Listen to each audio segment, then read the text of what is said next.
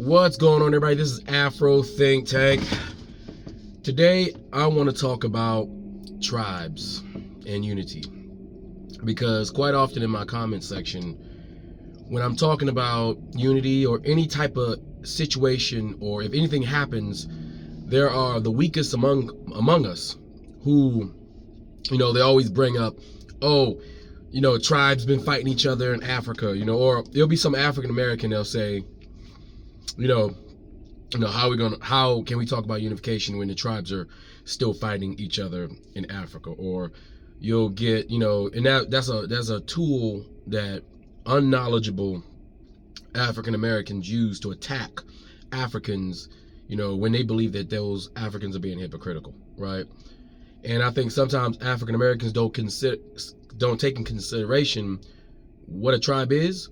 And I think sometimes they overrepresent how unified us African Americans are over here, right? Because we also have various tribes over here that fight each other amongst just ourselves, just like everybody else, right? And I think some unknowledgeable African people think African people are the only ones with tribes, right? And also, when they say tribes in its current meaning, or the euphemism, or the people when they think about tribes, it kind of downgrades these organizations or these groups of people to bands of people running around with spears and shields and stuff like that, and half naked or whatnot. It's a visualization that the Europeans have put in our head of what a tribe is. But a tribe is a group of people, and these groups that we call tribes in Africa are nations. See, when you think of a nation, you think of a massive group of people. You think of kingdom and structures and organization and culture, right? But when you think of tribe, you think of the History Channel. That History Channel that we were watching that gives us pseudo history to reinforce all the Eurocentric, stereotypical, things they want to teach us and reinforce into us that Africa is a zoo that we need to be watching, right? Even though, while Africa is supposedly a zoo that we need to be watching, like on the Discovery Channel, they, on the other hand, steal all of our antiquities, all of our art, and they worship it in their institutions, and they emulate us everywhere in Europe. So obviously we have high society because they can't get enough of it, right? But what I really want to talk about today, I want you guys to understand, despite the religions that we have created as mankind, because look, all these religions, even the spiritual stuff that we do in Africa, every religion is man-made, you understand? All right? Every political organization is man-made. These are all man-made constructs that we have all decided that we've all made a decision, whether we're a part of any group, and we're going to abide by the rules of that construct. And a lot of us live our lives solely through that construct, or we see things solely through that construct. But the truth is, there's only really one law, right? And it supersedes all other laws, whether political or religion. And there's no man-made law or political organization or religious organization that can supersede that law. And that's the law of nature. The law of nature. Now, how does the law of nature and tribes mix? How I'm going to put this together, right? I want you to pay attention. Because you need to understand what unity is, right? First of all, the form of unity that us Pan-Africans are looking for is a form of unity that has never existed before, because there was never a need for that type of unity before. But now we're at a point where we need that type of unity. So the Pan-African idea of this big global African unity is something new and necessary, because the law of nature says that if we don't do it, we will die. Because the law of nature is unbiased. See, with the law of nature, good and evil doesn't exist. You do what you got to do to survive. You survive. The law of nature says that morality doesn't exist. You understand? And I'll give some prime examples. But first, let's start off with bands of people, right? Bands of people, used to be a group of 5 or 6, maybe even 10 people who would roam around, hunter and gatherer, for resources. Because life is about resources and recreating and making a safe environment for your children so you can pass your genetic code on. This is the law of nature. Every living creature does this, from the single cell organism all the way up to complex life, which is us. We all follow the rule of law. You can name it what you want. You can give it a new name. You can put some ceremony behind it. But at the end of the day, we need to have sex to procreate. we need to fight and kill to protect ourselves and our family, right? And we need to gain resources to grow our groups bigger so that we can make it easier for us to protect our family, to evolve, and to make more babies. Because it takes time to make babies, right? Because it takes us 9 months of our women who are vulnerable to have and produce babies. And in order to do that, you need an environment that's safe, and you need to have enough resources to feed that band of people who is there to protect you and your genetic code to go further in the future. Every living creature does this, and morality has nothing to do with any of that. We're going to do it one way or another, right? So you'll have a band of people. A band of people will rove around, they'll run into other bands of people. Now, in some cases, they will have to fight those bands of people, because that band of people may be sitting there on some resources that's necessary, especially if resources are scarce, right? So you may fight with that band of band of people, right? Y'all may battle it out. You may fight. It may be hundreds of bands of people periodically fighting each other for the resources that they're in, the area that they're in. And keep in mind, back then everybody wasn't driving. There's no internet. You couldn't hop on a cab, couldn't hop on a plane. So that means your ability to walk back and forth from the place that you sleep, where your children and where your vulnerable women are, you had to walk and come back, meaning your area, your territory was small, right? So anybody encroaching in that territory, they was possibly a threat. So people fought all the time. That's why people fight and battle. The same way the hyena and the lion in Africa fight. They hate each other. Why? Because they're competition for resources in the territories in which they operate, right? That's how it works. That's why they always battle. Meerkats are probably, out of all beings on this planet, I think I've seen the video, meerkats are the single most bloodiest group. They have the bloodiest and mortality rate of all living creatures. They war more than any other creature, killing each other over resources. Y'all know what meerkats are. They're always on the Discovery Channel. Cute little things. They stick out the ground. It'd be thousands of them in the troop. They're highly organized creatures, but they battle other groups of meerkats for those resources, killing each other. They go to war every day, every single day, killing kids, killing sick. They murder, no mercy, because it's all about their individual bands and their ability to procreate and grow, right, and protect their young. That's just how it is.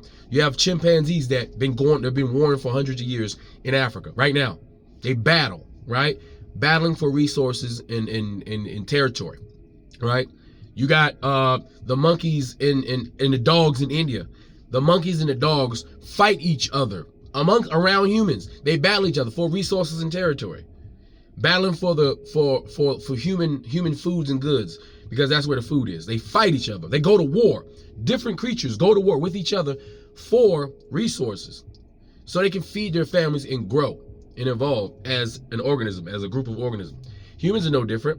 Whether you like to separate yourself from nature thinking you're some sort of omnipotent special creature, that's all in your head, because at the end of the day, we are all creatures of the earth, right? So just like any creatures of the earth, we war. That's why we kill.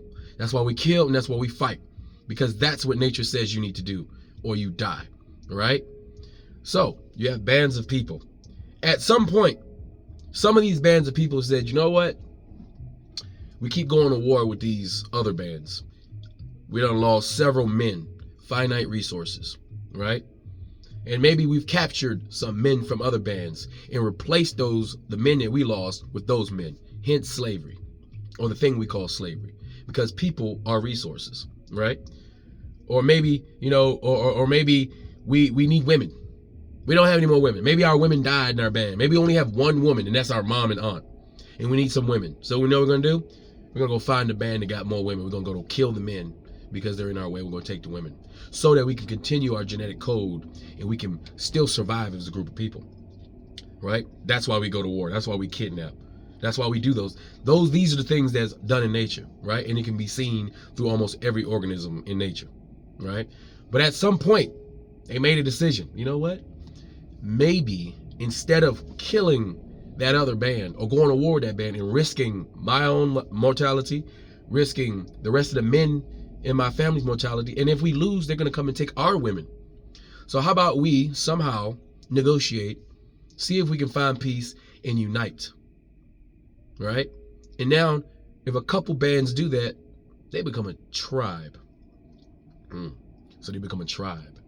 So now this tribe is huge. And you see, there's always going to be other bands that say, I don't want to be a part of that tribe. I don't want unity. I don't want to, because you killed my brother 10 years ago. Oh, you took our territory over there, a few years ago. You did this to me, right? So I can't get over that for the greater good, and those bands will remain small bands. But the ones that said that sucked it up, they was like, you know what? We've been killing each other for quite a while. Well, let's stop. Let's evolve, make a decision, and unite for the betterment and for the greater good of our children and offspring. So now that tribe is stronger than all the other bands. So what can that tribe do now? That tribe says, you know what? We're going to start. We're bigger and we're stronger now. We're going to go take, because now we have the advantage. We have the leverage. We're going to go start taking these other bands. So now these tribes are taking these bands out. So now some of these bands are like, God damn, this tribe is huge. Hey, can we join you? I mean, can I join you? Then the tribe gets bigger. Then all of a sudden there's a domino effect. And everybody realizes it's in their best interest for survival to join the tribe, right? So then the tribe becomes so big, that tribe becomes a kingdom, right? Because the tribe will choose leadership, whether it be a council, or whether it be a king, a general, a chief, right? So that person's in charge. The people decide that person is in charge, right? The one who was smart enough, had the tactics, was intimidating enough, was manly enough, the alpha dog, the alpha male, the alpha female, the alpha group, they become the authority. And then everybody in the band agrees that we're going to do what the authority says for the collective good of this group, because clearly it's working, because they're beating everybody, right? So what happens when you have a kingdom, right? In other places, other bands form big tribes, and those tribes became kingdoms. So now you have kingdoms fighting other kingdoms, right? This is the same thing all the way down to the cellular level, where the single cell organism, right, starts to split itself up, right, and multiply and starts to eat all the smaller cells, right? And then they come together and they form bigger cells, a glob of cells, right? And now they're more powerful, and then they can beat all the other cells. So the other cells either got to get out the way or they got to join in, right? This happens at the smallest level. Look how ants operate. Ants, there are more ants than there are human beings in the world. Ants been going to war ants been having continuous global battles. Continuous global battles for millennia. Right now, there is a world war happening with multiple different species of ants right now. Like there's a map, there's a literal map will show you the globe, and these ants are connected globally. You're talking about they got continental battles between one or two bands or nations and empires of ants. Okay, it's insane how nature works. We are not as special as we think we are, right? So, but at some point, human beings decided in kingdoms, they say, you know what? We keep fighting each other, and this rarely happens because it's hard to get a lot of people to agree on one thing, because each band had their own culture, right? But they had to take that culture and they merged those cultures into the tribes. And then you have a tribe that is a combination of multiple cultures of bands with their own traditions and spiritual systems and understandings or whatever. And then kingdoms, same thing. You had kingdoms. You had multiple different tribes with multiple different, religions and spiritual systems, whatever. It doesn't mean they all became one thing. But at some point, after practicing all these multiple things and observing other portions of your now tribe, your now kingdoms, and practices, it becomes one thing over time, right? Over time it does. That's just what happens, because things naturally coagulate in nature. Things naturally come together in nature over time as things evolve and get bigger, right? So these kingdoms, sometimes you get a kingdom so powerful, they're able to crush other kingdoms. And that's where you get empires. Multiple groups of kingdoms that decided that it's the collective imperative of all of them for them to unite under an empire. Today we will call that a federation. A federation, like the United States of America. America is consistent of states. States are basically countries, individual countries that's decided they're going to have a federal government so that collectively they can unite despite their differences in each state, so they can work together and operate for the greater good, despite the fact that they've warred with each other, despite their cultural differences, despite their original their origins or where they geographically are located. Whatever. They decide they're going to work together because it's better to do that than to be small and have less power and compete with bigger and ever-growing powers, right? So, with all that being said, we Africans had empires. We had empires. We had massive empires, massive high society. But what changed everything was the gun and cannon. Because before, your merit and your strength was based off what you can produce with your own body. African people can produce a lot of power with our own body. We can do a lot with our body. Nobody else can do what we can do with our body. We are in the law of nature, we are the dominant creature on this planet. But the problem is, we have invented a thing called gun and cannon, which nullifies the natural order of things because it gives the weakling the ability to destroy the strong. Once the weakling got the ability to destroy the strong, it changed the dynamics, right? They evolved because since they couldn't compete, they evolved and they became very deadly with that gun and cannon. All of a sudden, all those big, powerful, strong nations, them empires that we had, all of a sudden we couldn't fight back. All the hundreds of years of hard work, all the thousands of years of hard work, crushed in 500 years. Crushed because another group of people, human beings, evolved to destroy in such a devastating way that we could not compete. And that's what happened, right? Why do you think the gun and cannon is so important to the barbarian? Because they know that was the moment in human history that they knew that they were able to survive. That was the moment they were able to go on a world conquering spree, conquering the honorable samurai, conquering the honorable Asian warrior, conquering these empires that stood strong for thousands of years, right? Think about Genghis Khan. Genghis Khan, what did he do? Why is he so powerful and influential? Genghis Khan put together multiple tribes who've been warring with each other for hundreds, if not thousands of years. And they became one of the mightiest forces the planet has ever seen. Because they had a commonality. They were all nomadic, horse riding, bow shooting people. And guess what? When they united, there was no force that can stop them. Except for, well, on the flat plain. They didn't go too far into India because the horses weren't as effective. When you start getting into the mountains, they could only but so much they can do.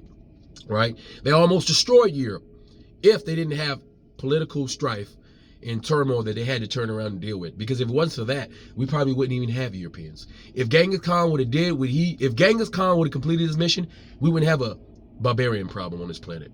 But fate said it was to be the case. We're going to have a barbarian problem on this planet. Because Genghis Khan and his group, they had to turn around and go back. That's just what happened. That's the law of nature, right? Because when you have great empires, there's always going to be conflict within the empire, because keeping something like that together is very difficult, because people seek power, right? People seek power. And the bigger you get, the harder it is to hold on to that power, right? Especially during those times when communication took months, took years sometimes to get a message across, right? But now, communication is instant. The world is smaller. So big groups can actually stay together easier. Now, us Africans, what we are trying to do, we realize that we have an opponent, the barbarian, who they don't have resources. They're not going to have resources anytime soon in their homeland. It's just not going to happen. It's not going to manifest itself. The barbarians have showed us who they are. They won't stop. It doesn't matter how mad we are at each other. It doesn't matter how long we continue to fight over petty tribal differences. It doesn't matter how African Americans continue to fight over gangs, because gangs are tribes. Little bands of young Negroes running around, killing each other over the barbarians' resources, over the barbarians' territory, not even our own. Keep that in mind. At least over there in Africa, they're fighting for their stuff.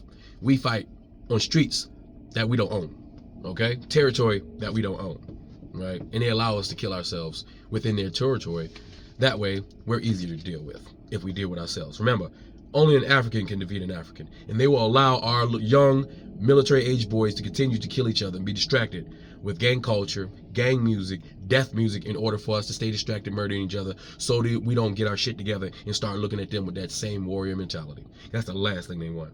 Especially in a country where we equally have guns as well. Yeah, they don't want us pointing our guns their direction. They don't, right? Because everybody knows when given an opportunity in the proper training, with those same guns that they gave them an advantage, we dominate still. Because we are the gods of war. Africans are the gods of war. That's why we're so peaceful. You ever wonder why the most deadliest creature in the world seems to be the most peaceful creature? By nature, it's a balance. You ever notice why the weakest little creature be the meanest? It's by nature is a balance, right? The barbarian is a chihuahua with a gun. We're pit bulls and Rottweilers and peace. That's us without no gun. That's basically what we are.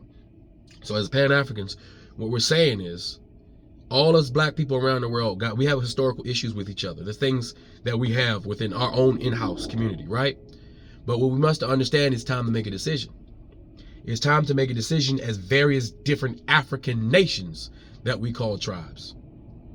Various different African countries. It's time for us to make a decision and say, hey, we have a common opponent that seeks to take all of our resources, including our women. And they want to take out all of the warrior class men, our young generation, in order for them to survive. Because they're following the law of nature. That's why morality means nothing to them. That's why when we use this, that's why Christianity was used, because they knew that we were pretty moral people, because we as human beings have advanced so far past basic war. But you see, that barbarian have not advanced past basic war. There is going to be a point in time where war is going to be a thing of the past. I don't know how many hundreds of years that's going to be. But that's going to require people who knows how to do peace. That's us, right? But as long as we got this barbarian who don't know anything but war and death and destruction, as long as we have them on our back, we will never get to that ultimate peace. Even some of the barbarians would love to have peace. They love to go against their natural nature and give in to the overall sentiment of the more peaceful world, right? But they can't do that on their own because they're a part of that barbarian group. The only group that can do it is a group that's powerful enough, that's strong enough, that's numerous enough to quell and stop the barbarian in his barbaric, savage ways, so that the rest of the world, so the Western world can have enough time to have a peaceful moment so that we can get into other things other than killing each other. You see, in order for high society to happen, you got to have enough peace to where all of your men don't have to be warriors. So some of your men can be masons. Some of your men can be carpenters. Some of your men can be artists. Some of your men can be scientists. Some of your men can be educators. But in order for that to happen, they all can't be warriors. They all can't be fighting. They all can't be in survival mode. We can't be in the battle of attrition all the time. That's why if you look at Africa, we had high society. And the barbarian is shocked that we were able to do that, because we were able to advance to the point and come together as groups of African empires and say, you know what? War is not always the answer. There's other ways to do things. Let's gather our resources. Let's come with an understanding. Let's build nations. And that's what we did. We built the greatest structures the world's ever seen. Created the greatest artwork the world ever seen. So great, in fact, they won't even give it back, and they stole it from us. And they won't even give us back. They stole us too. They stole it all, right? They're obsessed. But look at Europe. What do they have? Show me high society in Europe. Show me ancient high society in Europe. Greeks don't count. We gave them their high society. And they were so grateful. They talked about it. They were so grateful they talked about it with no shame. Because it wasn't a racist thing back then. They were enamored with us, but that's where it started. And then it got toxic. And now we have the barbarians, right? But look where the barbarians have come from. Do they have high society? No. You know why? Because they spent all that time fighting each other for the lack of resource, for the small finite resources that they do have. And that resources chain has not changed. Asia, same thing. They have to fight because they don't have anything, right? They don't have anything. So they got to fight for what they have. So that caused them to excel in creating weapons to kill more of them at a time. That's just the way nature works, right? So we Africans need to make a decision. We're at a reflection point, because Europeans, though barbarians, they're going for broke. They have nothing to lose. They're in an irreversible decline in population due to their own policies, right? They're not having enough babies. It's just what it is. Every European country is on a population decline, and they know it. It doesn't matter how advanced your technology is if you got nobody to run it. It doesn't matter how advanced your society is. Off the backs of our society, they're only advanced. They're sitting on our backs still. Without our backs, they fall. Their foundation is not even real. They have no history. That's why all their history is fantasy. Everything about them is fantasy. Middle Earth, orcs, elves, shit like that. And they like to kind of make it, King Arthur is their greatest king that they never had, right? African people, we don't need to make shit up because our history is great. Our history is greater than anything they even made up, right? And they know it because they stole it. They get inspired by it and make their fantasies based off that. All of them, okay? So we're at another inflection point where we need to start looking at each other and be like, you know what? We have historical issues with each other, tribe on tribe, nation on nation, but we need to come together as a federation, as a global pan-African, pan meaning world. Pan, that's what it means, world, us, global. Africans globally need to unite because it benefits us and it behooves us if we want to survive, if we want to have that life that we all think that we deserve, and if we want to be able to practice our traditions, our cultures, undisturbed by other people. If we want to do that, we're going to have to come together. Something new. It's bigger than the empire. We're creating something bigger than the empire. This is big. It's never been done before. But this is what we have to do. Because the law of nature says if we don't do it, we will perish. We don't have a choice. So all the weaklings who want to hold on to historical issues, they want to hold on to, beefs. They want to hold on to all those things because somebody hurt their feelings. These people are not conducive for survival. We don't need their genetic code to continue on. They can go off to the wayside like those many bands that decided they were too good to join the tribe. Like those many tribes that thought they were too good to join the kingdom. Like those kingdoms who thought they were too good to join the empire. They perished. And all the weaklings will perish. All we need is enough Africans to say, you know what? We're going to unite under Africans. Hell, if you want to change the name Africa to Alkebalan, we can unite under the Alkebalan Empire, the global Alkebalan Empire, if that make you feel better. Call it what you want. I'm sure at some point we will come to an understanding of what we want to call it, because as black people, we love making up names. That's our thing, right? So all I want to say is this Pan-African thing is a new thing. We are still under the law of nature, despite what you want to call it, political, racial, whatever, right? You can pretend all you want. But in the real world, morality means nothing to these barbarians. So we can't expect them to become moral anytime soon.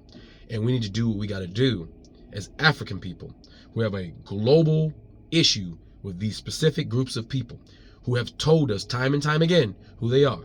Just like the leader of Wagner Group, Blackwater, which is the American version of Wagner, the Russian Wagner Group, who said we need to recolonize Africa and Latin America. They openly say it because they have no shame, because they understand. The barbarian understands that shame is not going to put food on the table. Shame is not going to keep their barbarian alive. Shame is not going to secure the future for the barbarian's children. Morality is not going to secure the future for the barbarian's children. The little baby barbarian, right, is relying on their parent barbarian to destroy and kill in order for them to survive, because that's all they know.